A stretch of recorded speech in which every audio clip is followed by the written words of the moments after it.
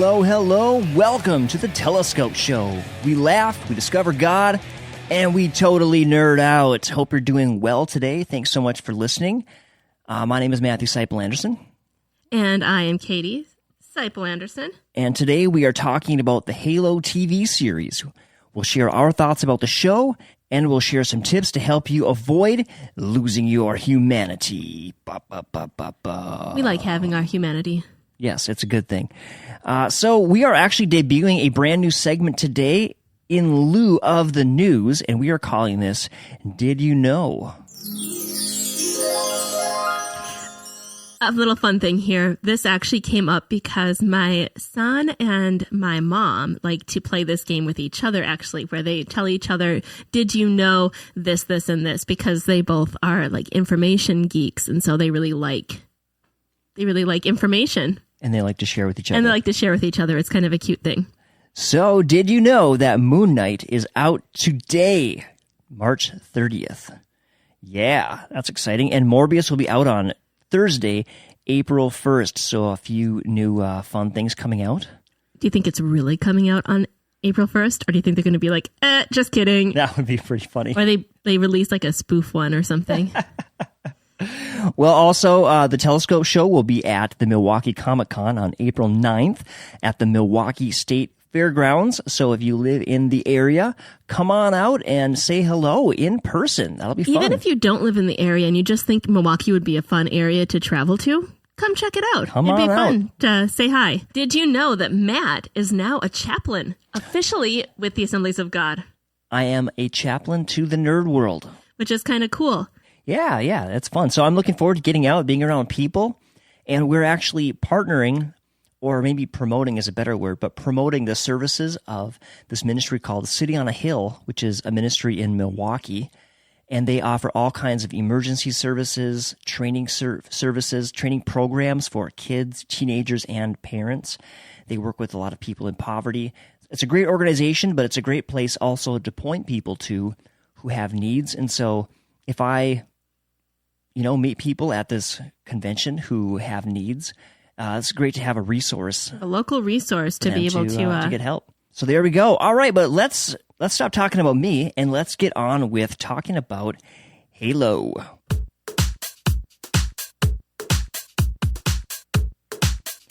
Halo is set to follow an epic 26th century conflict between humanity and an alien threat known as the Covenant. Halo will weave deeply drawn personal stories with action, adventure, and a richly imagined vision of the future. Well, I kind of like that line, richly imagined vision of the future. Someone was good at writing there. Oh yeah, so good. And speaking of so good, the Halo series episode 1 was better than you and I anticipated. It was. I actually didn't really have expectations because I just don't know enough about it to have real expectations for it. But it was pretty good. It started a little like teenager, but it morphed into something definitely more and more intriguing. That was my worry. I thought it was going to be geared towards too young of an audience and that I wouldn't enjoy it, but I really enjoyed it. Another question that we had after watching episode 1, you looked up the story of Halo, or the Halo story. Right. Since I don't know really anything about it, I think it was entertaining enough just watching it, but there's obviously some things that they put in there that people who were more familiar with the video games would really know something about. So I found this article that talked about summarizing the Halo world in like 1,000 words or something. And it was pretty convoluted. And it seemed like the storyline kind of went all over the place. These people created these people, and then they're fighting with each other. And then there was this flood, and then there was, some sort of like infected dust. And anyway, so it seemed kind of convoluted. So I was a little nervous about what was going to happen with this whole series. I would agree with what Katie just said. I was nervous as well, and I heard the summary of the video game plot, and I just thought, I hope they don't copy that exactly.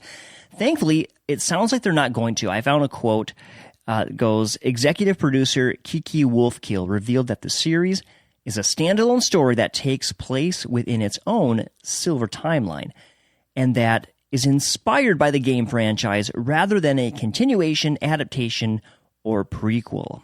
I like that they're just taking the inspiration for it, because there's enough probably there to do something real with, or from a movie standpoint, without kind of taking you on a roller coaster ride all over the place. Exactly. It's nice to have that separation so gamers can know, okay, the game has its own storyline. The show, it's its own thing. You can just enjoy it for what it is and not worry about it. So the series has some huge buzz, though. I believe it broke records for being the most streamed premiere on Paramount Plus. Wow. Pretty awesome. It's pretty popular. And I just have to say, when I say nervous about, and when we're like saying concerned, we do recognize that these are movies that don't actually affect our life in any way. So. Oh, I was losing sleep. I was getting hives. Katie said that at first the show seemed a little video game-ish and a little geared for teenagers. However, as it went on, it got better, like she said. Well, Katie, let's just start off by sharing some of our thoughts, opinions about this episode of Halo. Yeah, the beginning scene was interesting because there's a lot of characters, and I go into this knowing that I don't know any of these characters, and I'm not sure who's a main character and who's not. So I'm watching this, and you get to know some of these characters in this first scene, and then pretty much all of them die. Yeah, the expectation was that you would get to know these characters, and you're like almost building the kind of this on-screen relationship, understanding them. Right. There's almost rules of storytelling. And in these first scenes when they're introducing us to these characters and you're getting lines from them and you're seeing their world, you start to think, okay, that's the main character, or this is the main group of characters. And then when they get incinerated within the first few minutes, you're kind of like, oh, it does set up the emotional weight, especially for the character Quan. Speaking of Quan, what did you think of Quan? She's an interesting character. She is an interesting character. She's a very strong teenage character, but I'm sure that the teenage piece of it is going to come out later. It was kind of referenced in the beginning when she's kind of being a bit of a rebellious teenager from her father and what her father wants her to do. And she was the only one that survived. And the way they set it up was not like she was trying to necessarily just self-preservation the whole time. She was actually trying to help, but that created survival for her, and she's the only one to survive. There's got to be more weight to that that's going to come out at the end. Definitely. I definitely liked her character. I mean, she has grit, determination, and she cared so deeply about saving her friends, saving her father. You just kind of fell in love with her right away, I think. And I want to call him the Mandalorian character because the Spartans, but the main guy, Master Chief, that's right. He reminds me of the Mandalorian a lot. But he kind of saved her, almost like they created that bond right from the beginning, since he was the one who actually saved her, because she would have died otherwise. Yeah, there was a nice connection. Interesting that he saved her, but then you find out later in the episode that he and the Spartans actually killed her mother. Right. So there's that tough dichotomy going on. Emotional turmoil there. Yeah. It's kind of a heavy, actually, now that we're talking about it, it's kind of a heavy episode. Yeah, it really is. It's a heavy world that they inhabit. You've got all this conflict, and I think all the conflict, of course, is what makes the show interesting. So you've got the conflict between the UNSC and the rebels, and then the conflict between the UNSC and the Covenant. And then within the UNSC, there's all this conflict between the characters. So it's kind of dark. It's a little dark. Conflict heavy. So you mentioned that Master Chief reminds you of the Mandalorian. And we see Master Chief remove his helmet, which is so cool. What did you think of that? It definitely pulls out the humanity of Master Chief. He's almost like this robotic character until he pulls off his helmet, which makes him very vulnerable to her, but also built trust. Yeah, I think that was a great scene, and it really highlights what's happening with him as a character. He's getting his memories back, he's getting his humanity back, and he is becoming vulnerable. And he's getting his conscience back. That's kind of a big piece of this. As he's getting his memories and becoming, basically human again, he is becoming conscientious again, or having that conscience. This is wrong. Morality, built-in morality. Right. And that really brings up a question of, where does morality come from, and where does human value come from? Why do we even value people? Does it come from nature? I personally don't really think so. I think that kind of morality really points us to something transcendent, to God. Yeah, pointing to that image of God, or pointing to God in some way. when we believe we're like created for a purpose and created because of love, it changes the way we think about ourselves and the way we think about others too. We aren't here by accident. It's not just some random thing. People have value and worth. You know what's interesting? They don't have to try to convince the audience that Kwan's life has value, because that's something that deep down we all know. And when we talk about the value of life and things like on a philosophical level, you can debate it. But when you see a young girl and a super soldier that is being ordered to just kill her, you just know in your heart that that's wrong. And I think that that's something that just God has put inside of us. And maybe if we didn't muddy things up with philosophical reasoning and we just maybe trusted our guts a little bit, we would be a little better off. And honestly, that view of human beings having value is a very Christian idea. You know, that's an idea that comes really from the idea that we're made in God's image and God loves us. Just because we're alive and on this earth, we have built-in value. So if you're listening today and you feel bad, you feel like you don't have any value, sometimes it's easy in life, and I'm becoming a chaplain here, but it's easy in life to sometimes just feel bad about ourselves. And we just feel like, what's the use? I'm so stupid. I'm so ugly. I have no value. No one cares about me. But you know what? God does care about you. And you do have value.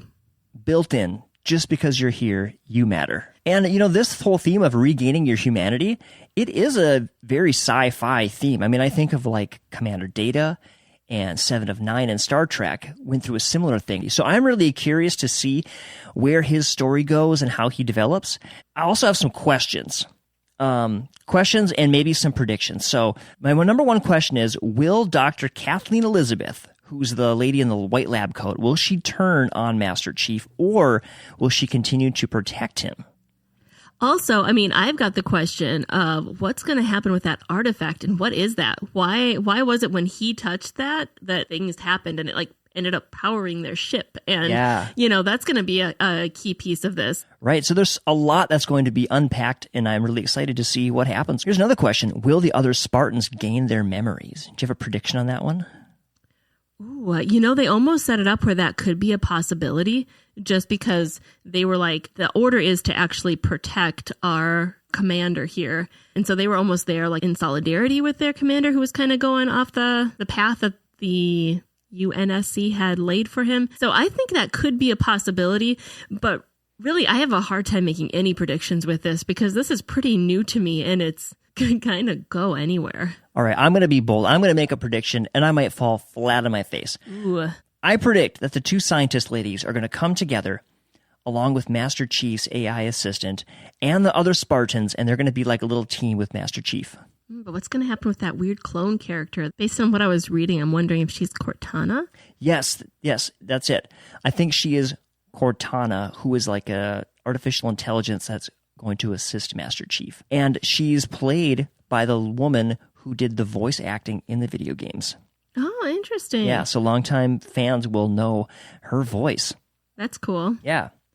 Well, I think that's good for predictions. We're looking forward to what's coming. Look forward to episodes about Moon Knight coming soon, and hopefully some other things like Morbius, and maybe someday I'll go to see the Batman, or maybe I won't. Maybe I'll find someone who's seen it and I'll interview them. But lots of great content coming up.